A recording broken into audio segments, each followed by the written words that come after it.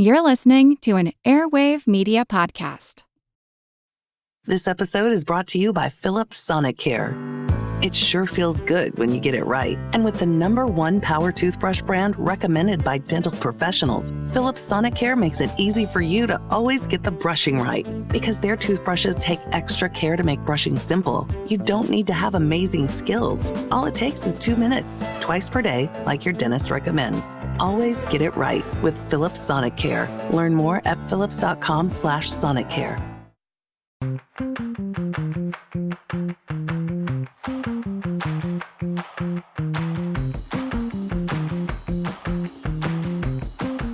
Hey there, and welcome to Fan Theory Queries, where we analyze fan theories from all over the internet, but mostly Reddit. It's Laura.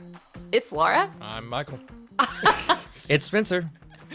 It's Pat. Oh wait, I can't talk about that movie. It's wrong. It's Pat. It's Flubber. It's been a day. Man. It's been a day, guys. Spencer, just go ahead. Just get going.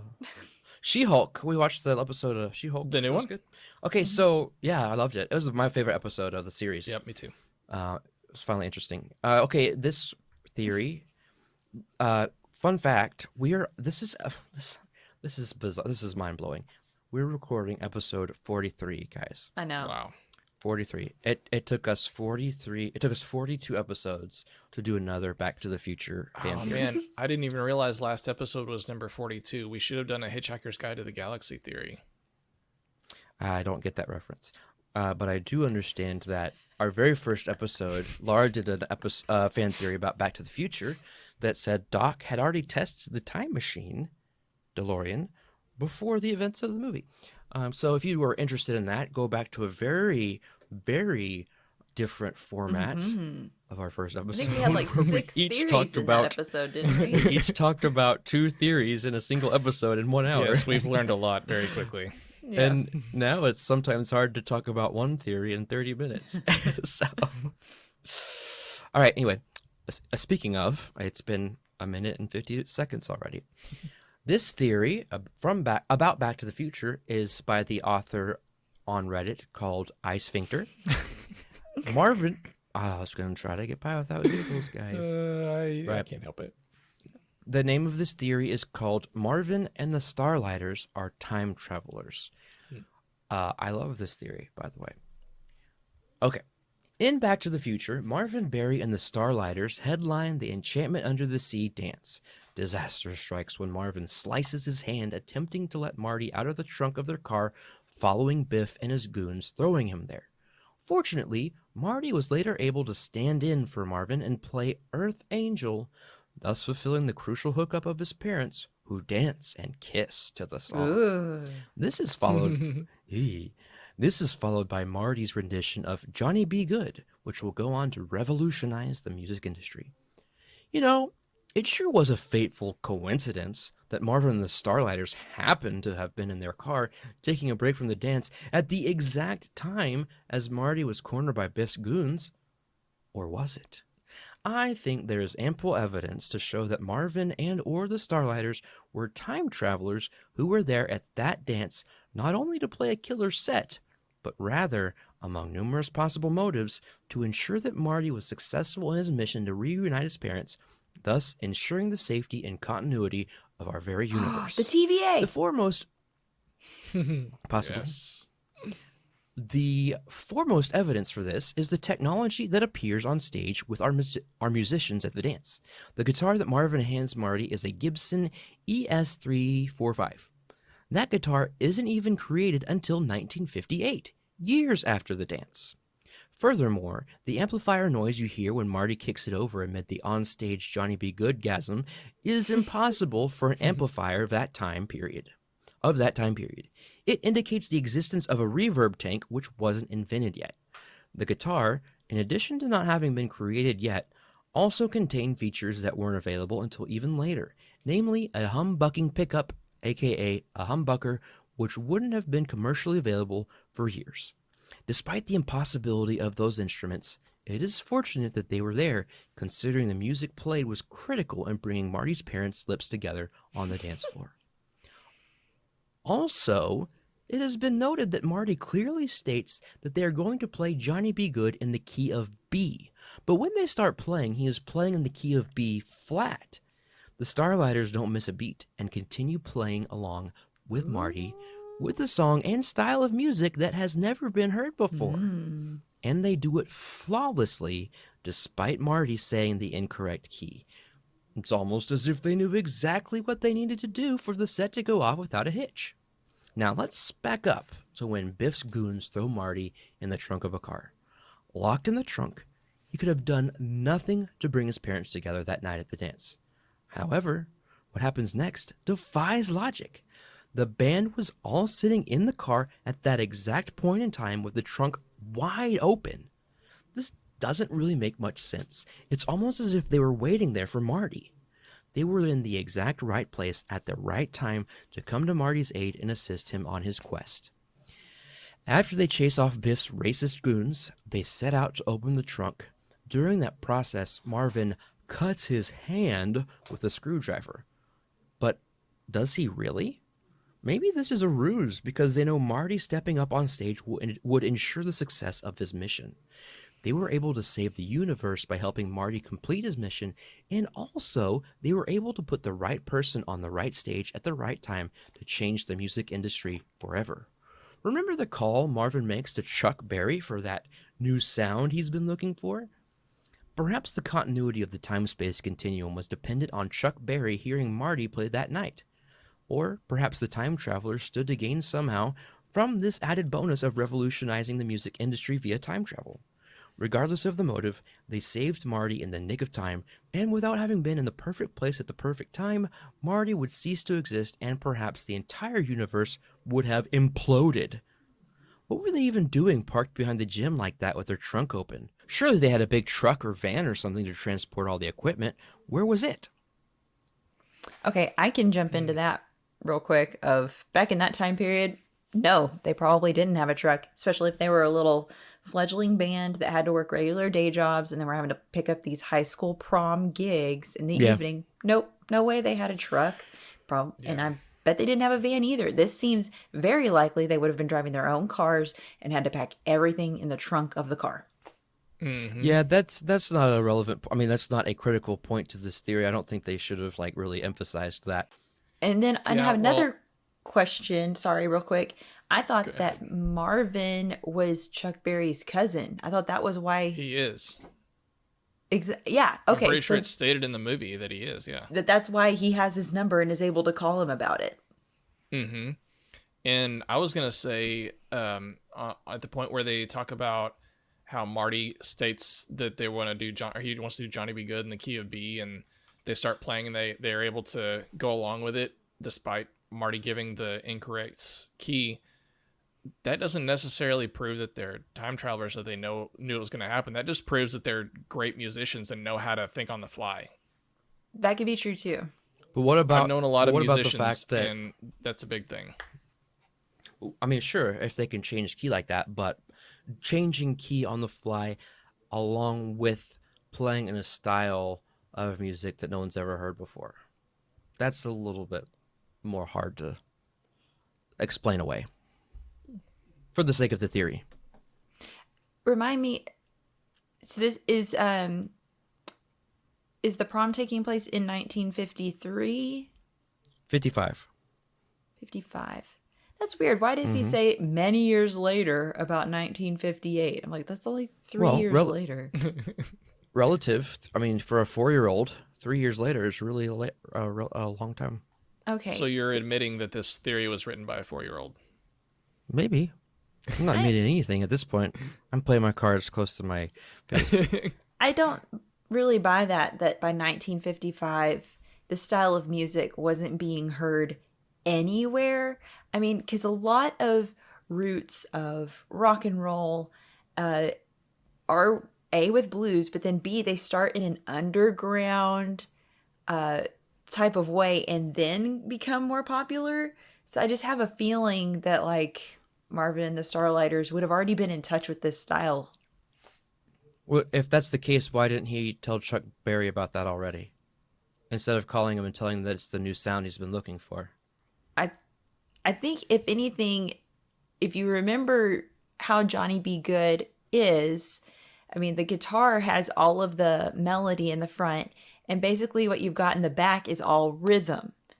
So they're just following along with the rhythm. So it had to have been the guitar sound. That's what I always assumed listening to this song, that it was the way that Marty plays the guitar and the guitar sound and his style, that's what's new. However, the rhythm in the back, that's standard. That's been going on for a while in music, popular music at that point. Interesting.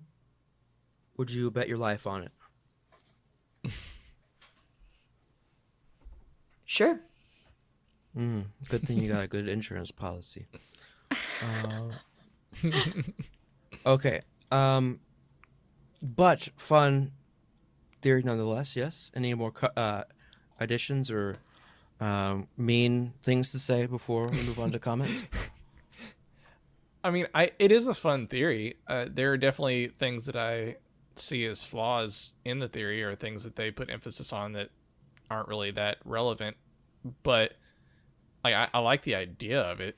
I just am taking a note from your book, Spencer, and finding things to tear down. Good. Well, it's less about finding things to tear down and more about looking for logic.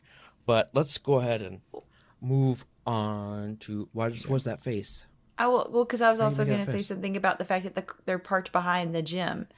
Wouldn't anybody that's not like a prom attendee or whatnot, like somebody who's working the event, would park around back, right? I mean, that just seems more logical to me. But it is kind of weird about the trunk sitting open. That is kind of funny. But at the same time, those cars, those latches for those kinds of things, those could just break and come open easy. But I don't think the point was that how weird is it that the car's parked behind the school? It was just that it just happened to be the one place that Biff's goons could have locked up Marty at that exact moment in time. Yeah, for me, the trunk thing, really quickly, whenever I watched this movie, I always took it as, like, when you see them smoking, it doesn't look like normal cigarettes. I assumed that, I probably shouldn't assume, but to me it looked like they were why are you assuming that, Michael? Like they were smoking weed. Okay. Yeah, you can hold that thought. Maybe that's why the trunk was open, because that's where they had their weed stashed, and they had just gotten it out and were smoking it. You're not the first to make that conclusion. And I don't mean to say you're not clever. What I mean that to say is you have a great point. Let's see what someone else has to say about that point as well. Okay. All right. So let's get to the comments here. Brandong. The band was in the car when Marty got put in the trunk because they were smoking weed. That's why you see smoke when they exit the car. And one of Biff's goons says, I don't want any trouble with any reefer heads, or something like that. Yeah. Rest of the theory is pretty good, though. Okay. So, reefer heads.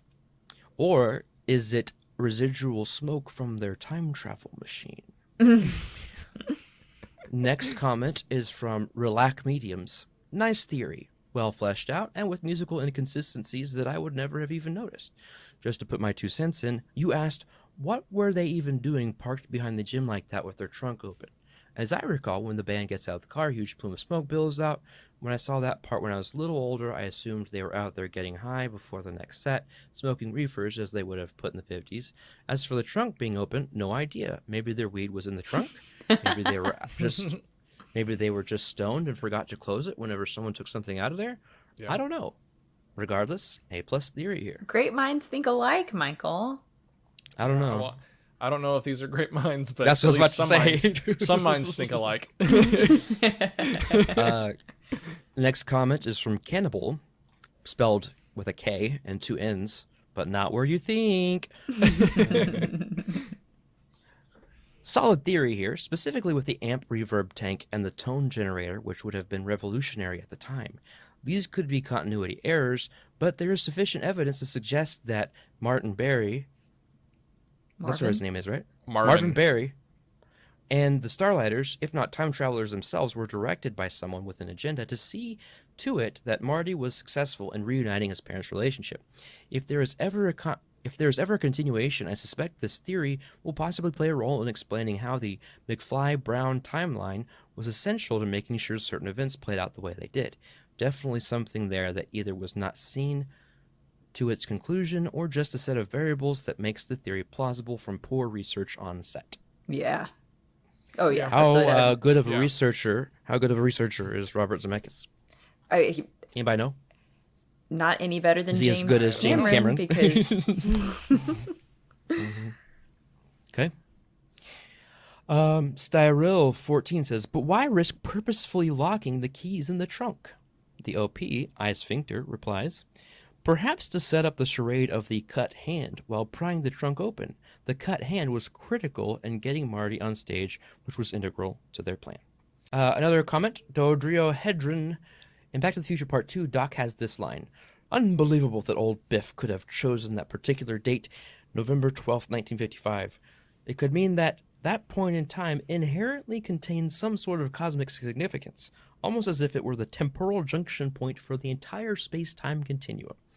This is another data point that a second time traveler independently chose to go back to that same time. So if 2, why not 3? Why not more? like a Nexus event. Perhaps. Yeah. Perhaps. Interesting. One more comment from Stone Gold X. I think I figured out the missing piece to your fan theory. A time traveler, ensuring that the music legends learn the songs that will propel them to fame and fortune to save the space-time continuum. Apparently this was a story explored in Bill and Ted, when the Battle of the Bands, whatever. Oh, never mind. Ignore that. Get rid of that. There's a reason why I didn't put that in there. Okay. All right, so real quick, like, do you guys consider the historical inaccuracies in the equipment as, decent evidence to this theory, or easy enough to bat away as poor oversight on the researchers' part? For me, it's not that big a deal. I think it leans more into the just poor oversight on whoever researched this stuff. Okay. I don't think it's that significant. I 100% agree. I mean, how many people are going to know those facts about the instruments and the amps? The same amount of people that knew the facts about the Titanic. That we all rated that theory genius or plausible. Honestly, when I read this theory, I was into it until they started talking about all the instruments and gear and equipment and stuff, and I was like, okay, you lost me because I don't care. Well, I mean, I don't know any of that stuff either. Like, Yeah. I've played guitar. I don't know what any of that means, but I think they're just setting up the inaccuracy. Like, I didn't know what the port and Santa Monica, whatever, or the lake. I didn't know about those, but it's just good points to support their theory. Okay, well, this has been some good discussions. We're probably, let's see. Great Scott, we've already been recording for 20 minutes. Let's go to a break. Don't worry, Spencer. Where we're going, we don't need transitions.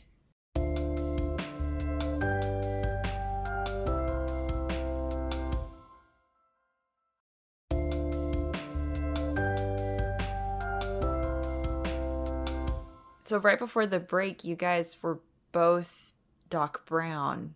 So who does that make me? Einstein. Bark, bark. Oh, man. Either Einstein or Marvin Berry. Those are the only two logical. Okay, as long as I'm options. not Jennifer, so I don't just sleep on the front porch for the whole movie. Oh, man. Okay, so let's rate this theory. Laura, though, she does have a tendency to sleep on our front porch, as she will be the first to admit. So, Laura, you look a little sleepy, and usually takes This Michael. is pitiful. That is absolutely pitiful. I was trying to go with the Doc Brown thing. Okay. Anyway. How would you like to do it? I said that about, like, you were both Doc Brown, so what does that make me? Okay, I And then thought we were could done with riff that. off of that, but then nobody kept going with what I was Well, improving. I don't know where you were going. Well, apparently we don't need roads where it was though. The highest rating that we have is genius. This is reserved for only the best theories, which we believe are better than the actual canon. The next step down is plausible. It's a good theory, it's believable. Unlikely is next. It's not a terrible theory, but pretty unlikely, as the name suggests. And then the last thing is preposterous. These are the theories that are just stupid. Basically, we're all dumber for having listened to them. Okay, so this theory, it seems like, Spencer, do you want to give us your rating first? I'll poll the audience. Who wants me to go first? I'm fine with you going first. I know you did not raise your hand. Who wants me to go first? All right. Oh, just Laura. Michael, you're the tiebreaker. Okay, sure, I'll go first. I think this is plausible. I think there's just enough information to this theory, support, evidence, that actually more to this one that we've given other theories that were also considered genius. There's more evidence. I like all the evidence, and I don't think that there are any holes. But it's also not so airtight that I would give it a genius. But it's still close. At least the concept is close to it. But my ultimate bottom line rating is plausible that Marvin Berry and the Starlighters, or at least one of them, is a time traveler. Yeah, there are some holes that What's the hole? I can poke in it. We already discussed it about... What? Let me scroll back up to the theory. Well, first off, the whole truck and van thing doesn't matter. The fact that Marvin and not Marvin, but the Starlighters were able to play along with Marty even though he told them the wrong key, that it doesn't track for me, because if you're a good enough musician, you can pick up and go with whatever. It's not a hole, though. It's a dent. It's an explanation. A hole is something that's like completely makes the theory impossible. So, yeah, there's a lot that is a bit of a stretch, I'll say, for me. But that being said, I still like this theory, and I'm going to go with plausible. I'm giving it an unlikely. The theorizer is saying that it's ample evidence to show that there were time travelers who were at the dance not only to play a killer set, but rather among numerous possible motives to ensure that Marty was successful in his mission to reunite his parents. Did they explain why that's so important to them? Why would Marvin and the Starlighters care? So that the universe doesn't implode. Without having been at the perfect place at the perfect time, Marty would cease to exist, and perhaps the entire universe would have imploded. I mean, it's the same reasoning behind, well, why does it matter if Rose jumps off the ship? Why does Jack need to go save her? I'm not using that as like, well, I'm just saying we don't have that information, but there is what I think is a plausible reasoning for it, that maybe for some reason, if Marty doesn't do this, the universe implodes. I don't know. There's something about this theory that I don't particularly like it.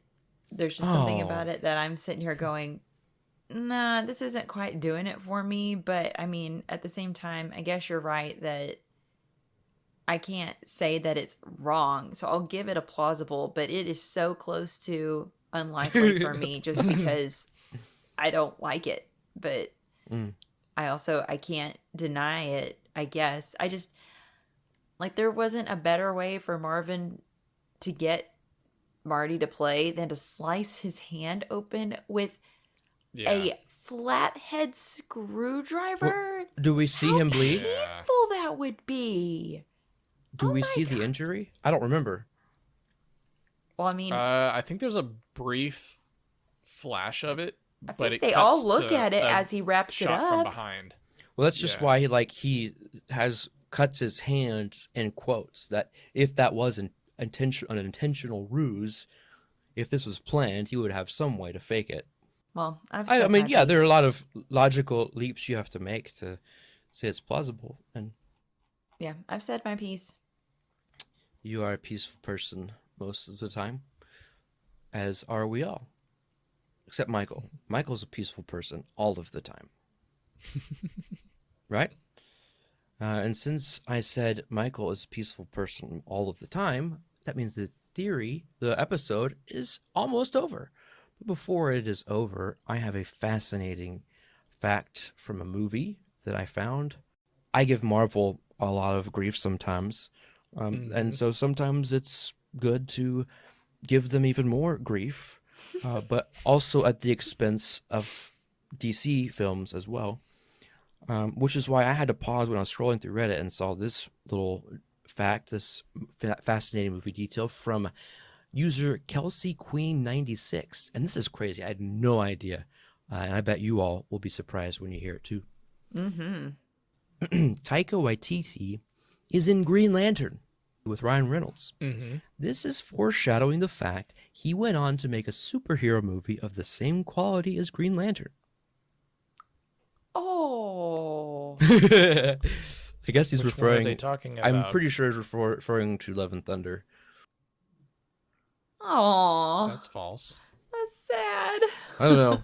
I never. Love and Thunder was really good. I never had like a huge major issue with Green Lantern, so I mean, it wasn't the best, but I didn't think it was any worse than Love and Thunder. Yeah. I didn't think they were I'll any have to worse watch it again. than Multiverse of Madness. Michael's staying quiet. Okay. Well, this has been For the listeners out there, I loved all those movies. This has been Fan Theory Queries. I'm Laura. I'm Michael. And I'm Spencer. In our next episode, another installment of Freaky Fridays, we ask, is the 1991 movie The Addams Family a large-scale ritual to return Uncle Fester to his corporeal form? Subscribe to Fan Theory Queries so you don't miss out on that and other fascinating fan theories. Fan Theory Queries is part of the Airwave Media Podcast Network. Visit airwavemedia.com to listen and subscribe to their other fine shows like Legends of the Old West, Art Smart, and Attaboy, Clarence!